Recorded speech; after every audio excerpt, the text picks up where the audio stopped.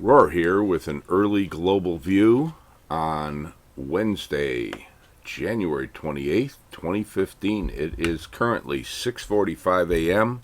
U.S. Central Time. And there have been some very interesting macro factors between corporate earnings and central bank psychology out of last week into yesterday morning, when weak Procter & Gamble and Caterpillar earnings announcements knocked the market and the equities, but then it had a nice recovery. We'll have more on that in a moment.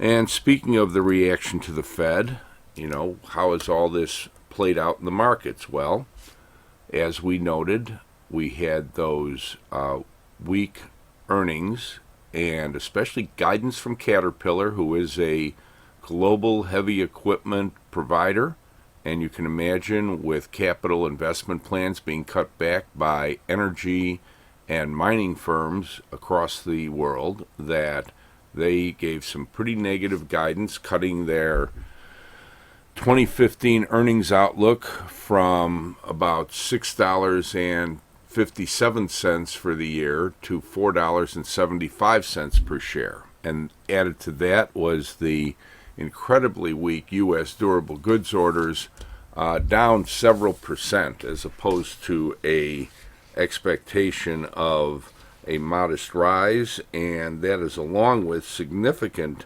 downward revisions from slightly negative to significantly negative for November. So all of that played in here to create a gap lower below the channel support, which interestingly is right around the low end of the old 2040 to 2036 congestion and over-under area.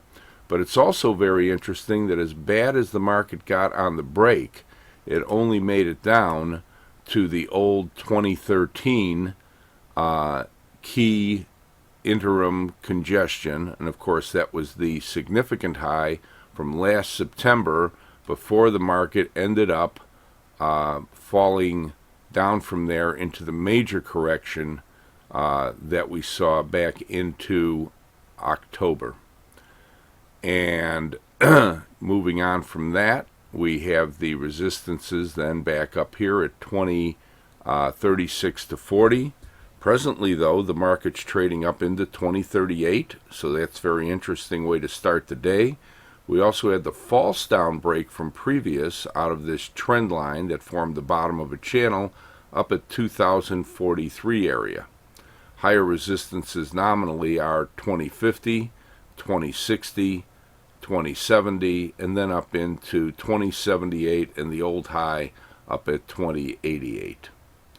And that pretty much does it for the short-term view of the S&P, except to note that on current form, and again, it might not see the final decision until 1 o'clock this afternoon when the FOMC statement comes out, it seems to be mitigating, but have not yet cured the degree to which the hourly MACD is below the lower runaway band.